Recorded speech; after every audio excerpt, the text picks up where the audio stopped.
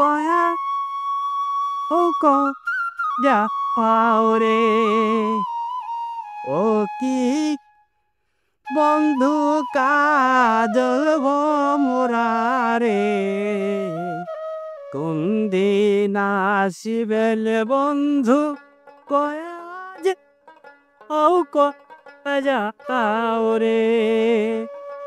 গ্রামের মেঠোপথ জুড়ে যখন আমরা হেঁটে যাই তখনই আমাদের মনের মধ্যে একটি অন্যরকম অনুভূতি কাজ করে। সেটি হচ্ছে, আমি আগেই আপনাদেরকে বলেছি যে আমরা হচ্ছি ভাতে মাছে বাঙালি। আর সেই ভাত আমাদের সামনে আসা আগ পর্যন্ত যারা নিরলস পরিশ্রম করে যায় তারা হচ্ছেন ঋষি। আমি এমন একটি জায়গায় দাঁড়িয়ে রয়েছি, সেটি হচ্ছে শহরের ঠিক পার্শ্ববর্তী একটি এলাকা, যে এলাকাটি হচ্ছে গাজীপুরের মোরপুন মারকা এলাকা। এই এলাকার বিস্তার করে রয়েছে আশেপাশে ধানের পরিবেশ। ধান ছাড়াও যেখানে ফসল আবাদ হয়, অন্যান্য ফসলও।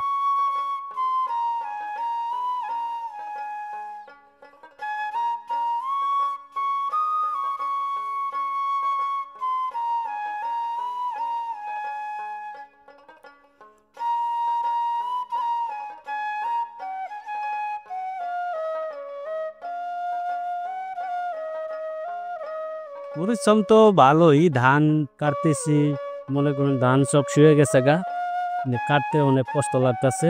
আবার একটু বৃষ্টি হয়েছে, এখন আমাদের দৈনিক হাজিরা হলো 800। ইনশাল্লাহ আলহামদুলিল্লাহ এতে ভালোই আছি, 800 টাকা দিয়ে ভালোই আছে আর কি। গ্রাম বাংলার ঐতিহ্যময়ী যে সকল জিনিসগুলো আমাদের জীবনকে আঁকড়ে ধরে আছে, আর সেই জিনিসগুলোকে আমরা স্লোগান দিয়ে বলে থাকি ভাতে মাছে বাঙালি।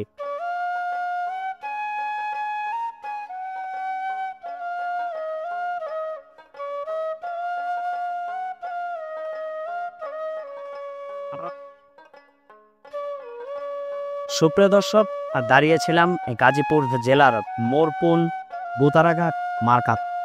আর সেই মার্কার এলাকা জুড়ে বিস্তৃতভাবে ছড়িয়ে ছিটিয়ে রয়েছে ধানের জমি।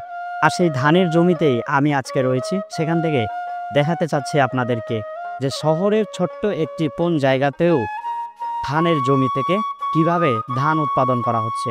আমি যদি আপনাদেরকে একটু দেখাতে চাই, সেটি হচ্ছে আমার পাশেই শ্রমিকরা কাজ করে যাচ্ছে, যারা হচ্ছে কৃষিবিদের যারা কাজ করে থাকেন।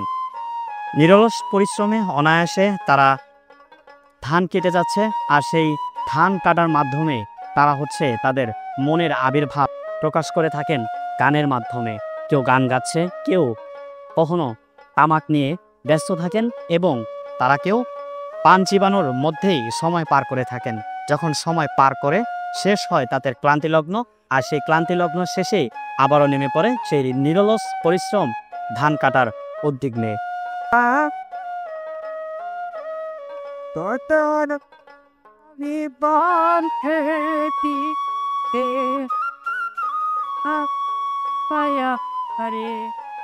নাদিম শেখ আদর, গাজীপুর মোরকুন মার্কা।